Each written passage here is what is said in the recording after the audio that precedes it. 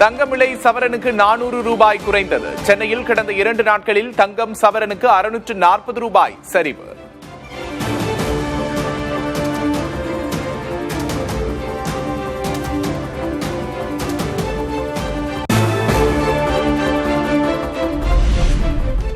வெள்ளி விலை கிலோவுக்கு 5000 ரூபாய் சரிவு. சென்னையில் 1 கிராம் வெள்ளி 235 ரூபாய்க்கு விற்பனை.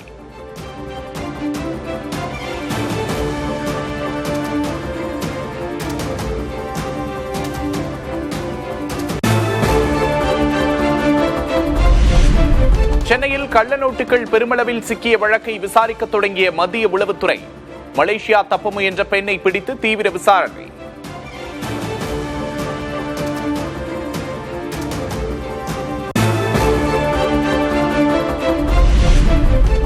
ஜனவரி முதல் ஏப்ரல் வரை 1,41,000 கோடி ரூபாய் மதிப்பிலான பொருட்களை ஏற்றுமதி செய்த தமிழ்நாடு. நாட்டின் ஒட்டுமொத்த ஏற்றுமதியில் 14.21% பங்களிப்போடு மாநிலங்களின் பட்டியலில் 3வது இடம்.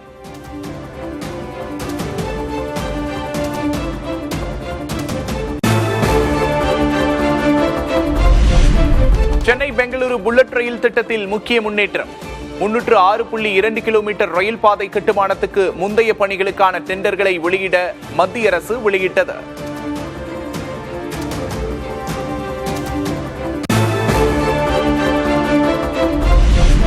இந்தியாவில் மறுசீரமைக்கப்பட்ட 75 ரயில் நிலையங்கள் இன்று திறப்பு. சென்னையில் பூங்கா, கள்ளக்குறிச்சி, சின்னசேலம் உள்ளிட்ட ரயில் நிலையங்களில் ஏற்பாடுகள் மும்முரம்.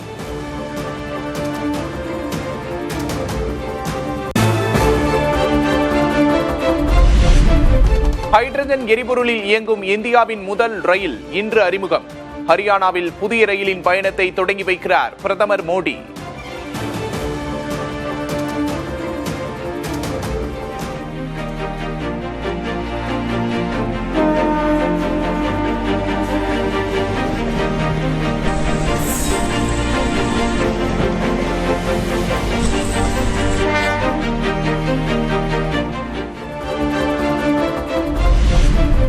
தமிழ்நாடு முழுவதும் மக்கள் தொகை சுய கணக்கெடுப்பு தொடக்கம். வரும் 31ஆம் தேதி வரை ஆன்லைன் மூலம் பொதுமக்களே சுய விவரங்களை பதிவு செய்து கொள்ளலாம்.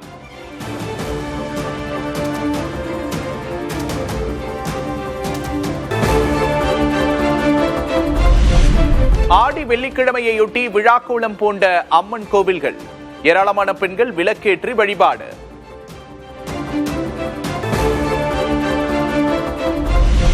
திருச்செந்தூர் கடற்கரையில் அமைந்துள்ள ஐயா வைகுண்டர் அவதாரப்பதியில் 194வது ஆடி திருவிழா கொடியேற்றத்தோடு தொடக்கம். திரளான பக்தர்கள் கலந்து கொண்டு தரிசனம்.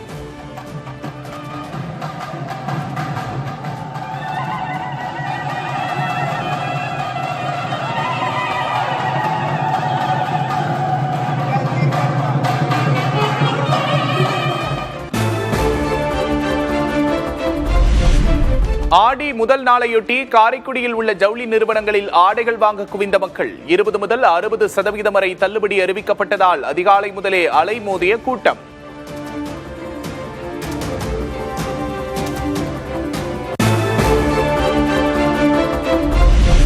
தமிழ்நாட்டில் இன்றும் வெப்ப அலை வீசும் என்று வானிலை ஆய்வு மையம் எச்சரிக்கை. கரூர், ஈரோடு, தூத்துக்குடி, நெல்லை மாவட்டங்களில் ஓரிரு இடங்களில் வெப்ப அலை வீசக்கூடும் என்று கணிப்பு.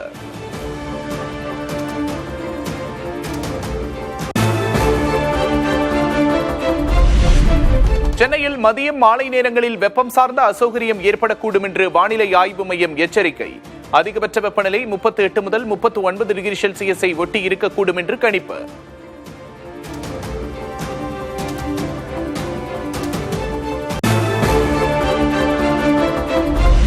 தமிழ்நாட்டில் ஒரே நாளில் 47 கோடியே 22 லட்சம் யூனிட்டுகள் மின் நுகர்வு. ஜூலை மாதத்திலும் கோடை வெப்பம் தொடர்வதால் புதிய உச்சம் தொட்ட மின் நுகர்வு.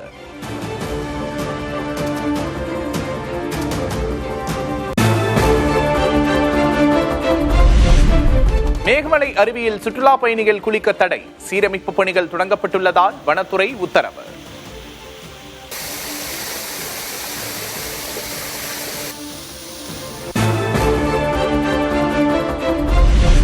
வினாத்தாள் கசிவால் மீண்டும் நடத்தப்பட்ட நீட் மறுதேர்வு முடிவுகள் வெளியீடு. 11.21 லட்சம் மாணவர்கள் தேர்ச்சி பெற்றிருப்பதாக தேசிய தேர்வு முகமை அறிவிப்பு.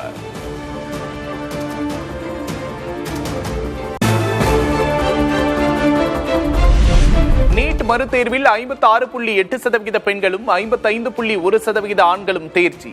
முதல் முறையாக 720 மதிப்பெண்களுக்கு 715 மதிப்பெண்கள் எடுத்து இருவர் தகுதி.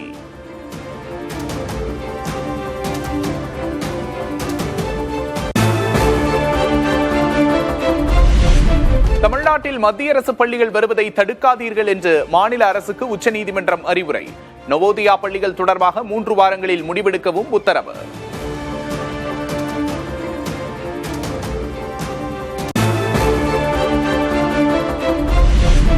சிபிஎஸ்இ 9ஆம் வகுப்பில் 3வது மொழி என்பது மாணவர்களுக்கு மன அழுத்தத்தை ஏற்படுத்தும். 6ஆம் வகுப்பில் அறிமுகப்படுத்துவதே சிறந்தது என்று உச்சநீதிமன்ற நீதிபதி நாகரத்னா கருத்து.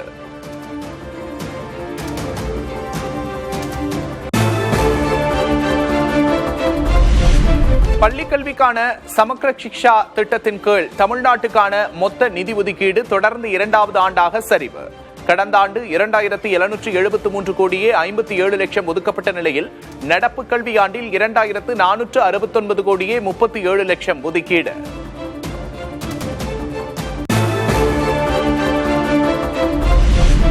தொகுதி மறுவரையறை தொடர்பாக அனைத்துக் கட்சி கூட்டத்தை நடத்த வேண்டும். பிரதமர் மோடிக்கு மாநிலங்களவை எதிர்க்கட்சித் தலைவர் மல்லிகார்ஜுன் கார்கே வலியுறுத்தல்.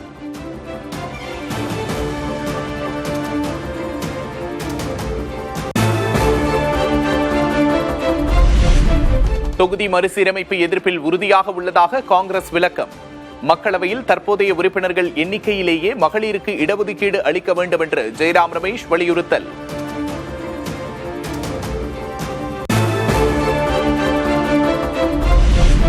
மசோதாவின் உள்ளடக்கங்களின் அடிப்படையில் தொகுதி மறுவரையறை குறித்து திமுக முடிவு செய்யும். தென் மாநிலங்களின் நலன்களுக்கு எதிராக இருந்தால் திமுக எதிர்க்கும் என்றும் RS பாரதி திட்டவட்டம்.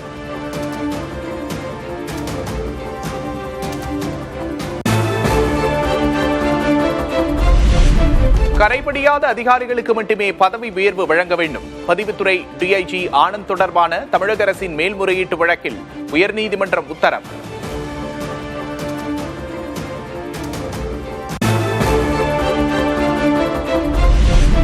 தவறு செய்தால் அமைச்சர் பதவி பறிக்கப்படும் என முதல்வர் விஜய் எச்சரிக்கை.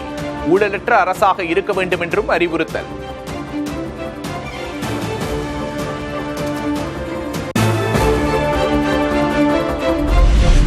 பள்ளிகளில் அமைச்சர்கள் வீடியோ எடுக்கக்கூடாது. அமைச்சரவை கூட்டத்தில் முதல்வர் விஜய் அறிவுறுத்தல்.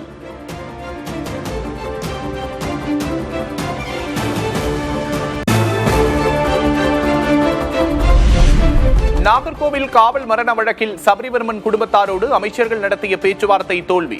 அரசு அறிவித்த நிவாரணத்தை ஏற்கப் போவதில்லை என்று உறவினர்கள் திட்டவட்டம்.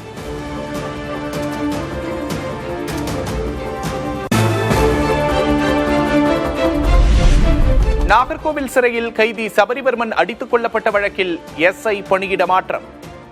தென் தாமரைக்குளம் உதவி ஆய்வாளர் பிரைட் பிலிக்ஸை ஆயுதப்படைக்கு மாற்றி SP உத்தரவு.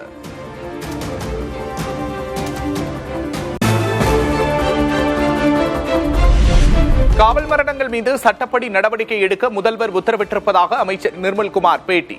யாரையும் காப்பாற்றும் மூடி மறைக்கும் எண்ணம் இல்லை என்றும் விளக்கம். போலீஸ் ஸ்டேஷன்லையோ இல்லை சிறையிலையோ ஏதாவது காவல்துறையோ இல்லை அங்கே இருக்கிற சிறைத்துறை வார்டன்களோ ஏதாவது தவறு செய்து அதனால் ஒரு இறப்பு ஒரு மரணம் ஏற்பட்டால் எந்த இடத்துலையும் கண்டிப்பாக இந்த அரசு கடுமையான நடவடிக்கை எடுக்கும். அதில் எந்த மாற்று கருத்தும் கிடையாது. ஏன்னா இதில் சிறைத்துறையிலையோ போலீஸ் ஸ்டேஷன்லையோ லாக்அப்லையோ மரணம் நடந்தால் கண்டிப்பாக இந்த அரசு எந்த விதத்திலும் பாதிக்கப்பட்டவர்களுடன் தான் இருக்கும். இதில் எந்த இடத்துலையும் மூடி மறைக்கிற வேலையில்லை. மேகதாது அணைக்கு எதிராக நாடாளுமன்றத்தில் திமுக MPக்கள் குரல் எழுப்புவார்கள். ஒன்றிய அரசு எந்த புதிய சட்டம் கொண்டு வந்தாலும் மாநில உரிமையை திமுக பாதுகாக்கும் என்றும் MK ஸ்டாலின் பதிவு.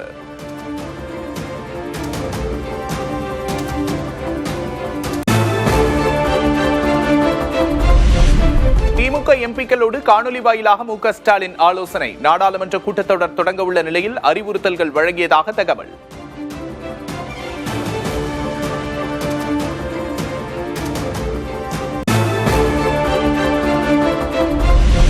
வாய்ஸ் அவடால் ரீல்ஸ் குதிரை பேர வேலைகளை விட்டுவிட்டு நடந்தாய் வாழி காவேரி திட்டத்தை செயல்படுத்துக. தாவேக அரசுக்கு அதிமுக பொதுச் செயலாளர் எடப்பாடி K பழனிசாமி வலியுறுத்தல்.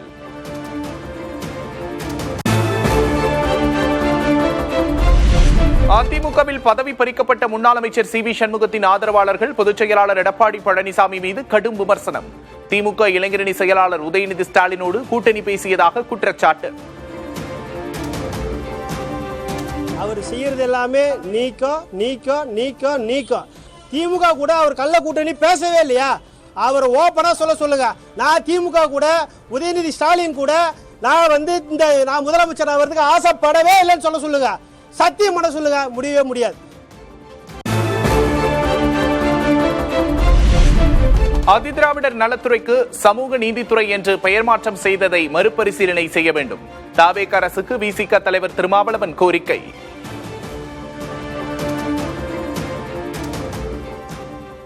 தமிழ்நாடு அரசு ஆதிதிராவிடர் நலத்துறையை அந்த அமைச்சகத்தை சமூக நீதித்துறை என்று மாற்றி இருப்பது.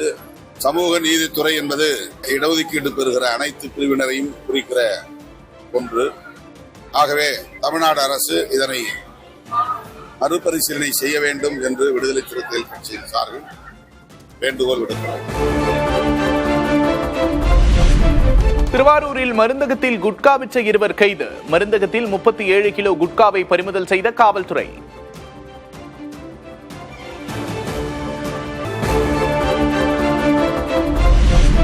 சத்தியமங்கலம் புலிகள் காப்பகத்தில் அனுமதியின்றி செயல்படும் 21 ரிசார்ட்டுகளுக்கு சீல் வைப்பு. உயர்நீதிமன்ற உத்தரவின்படி தாளவாடி, ஆசனூர் மற்றும் கேர்மாலம் மலைப்பகுதிகளில் நடவடிக்கை.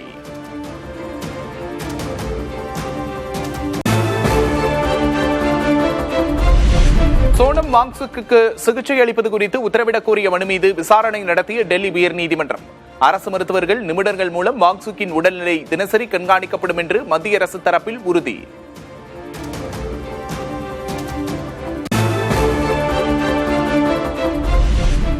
சோனம் வாங்சுக் நடத்தும் போராட்டத்துக்கு திமுக, ஆம் ஆத்மி கட்சிகள் ஆதரவு. போராட்டக் குழுவினரின் கோரிக்கையை நாடாளுமன்றத்தில் வலியுறுத்துவோம் என கெஜ்ரிவால், ஆராசா உறுதி.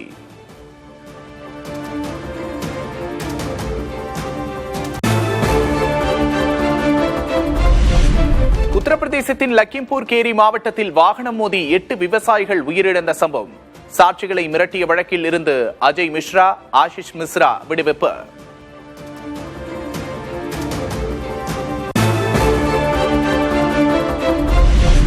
மேலும் பலவீனமடைந்து வரும் மம்தா பானர்ஜி தரப்பு. மாநிலங்களவை பதவியை ராஜினாமா செய்தார் திரிணாமுல் காங்கிரஸ் கட்சியைச் சேர்ந்த கோயல் மல்லிக்.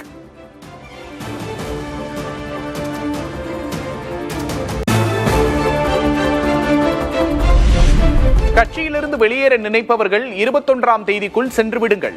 அதிருப்தியாளர்களுக்கு திரிணாமுல் காங்கிரஸ் தலைவர் மம்தா பானர்ஜி எச்சரிக்கை.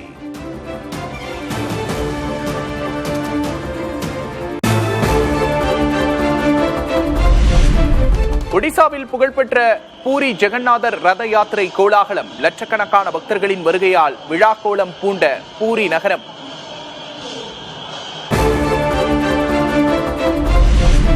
தொழில்நுட்ப மேம்பாட்டு பணிகளால் அடிக்கடி முடங்கும் PF இணையதளம் மற்றும் இணையவழி சேவைகள்.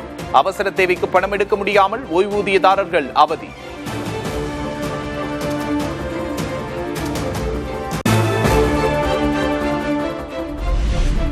வயது முதிர்ந்த மற்றும் நீண்டகால நோய் பாதிப்புடைய கைதிகளை விடுவிக்க 3 மாதங்களுக்குள் கொள்கை வகுக்க வேண்டும். அனைத்து மாநில அரசுகளுக்கும் உச்சநீதிமன்றம் உத்தரவு.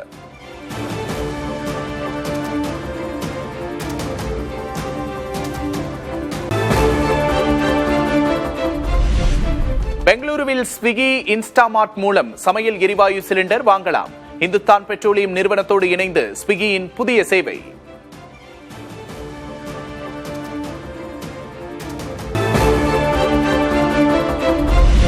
வங்கதேச முன்னாள் பிரதமர் ஷேக் ஹசீனா குடும்பத்தின் 59,000 கோடி ரூபாய் மதிப்பிலான சொத்துக்கள் முடக்கம். ஊழல் மற்றும் பண மோசடி புகார்களின் அடிப்படையில் வங்கதேச நிதி புலனாய்வு அமைப்பு நடவடிக்கை.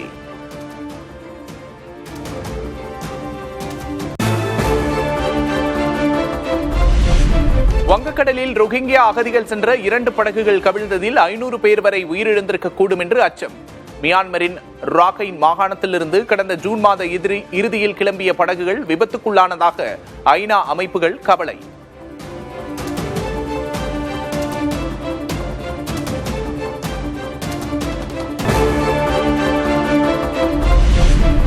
ஈரானின் வடபகுதிக்கும் தாக்குதலை விரிவுபடுத்திய அமெரிக்க படைகள். கடந்த ஒரு வாரமாக அமெரிக்கா நடத்தி வரும் தாக்குதலால் தங்கள் நாட்டில் 35 பேர் உயிரிழந்திருப்பதாக ஈரான் தகவல். இங்கிலாந்துக்கு எதிரான இரண்டாவது ஒருநாள் கிரிக்கெட் போட்டியில் இந்திய அணி தோல்வி. ஜோ ரூட்டின் அதிரடி ஆட்டத்தால் 4 விக்கெட்டுகள் வித்தியாசத்தில் இங்கிலாந்து அணி அசத்தல் வெற்றி.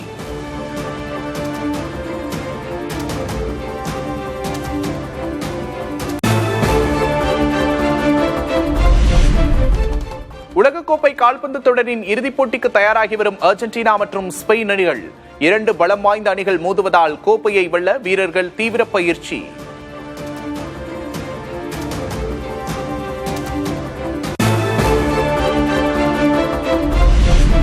உலகக்கோப்பை கால்பந்து இறுதிப் போட்டியில் 19 வயதான தனது சிஷ்யனை எதிர்கொள்ளப் போகும் 39 வயதான மெஸ்ஸி. கை குழந்தையாக இருந்த லமின் யாமலை மெஸ்ஸி குளிப்பாட்டிய புகைப்படத்தை பகிர்ந்து நெகிழும் நெட்டிசன்கள்.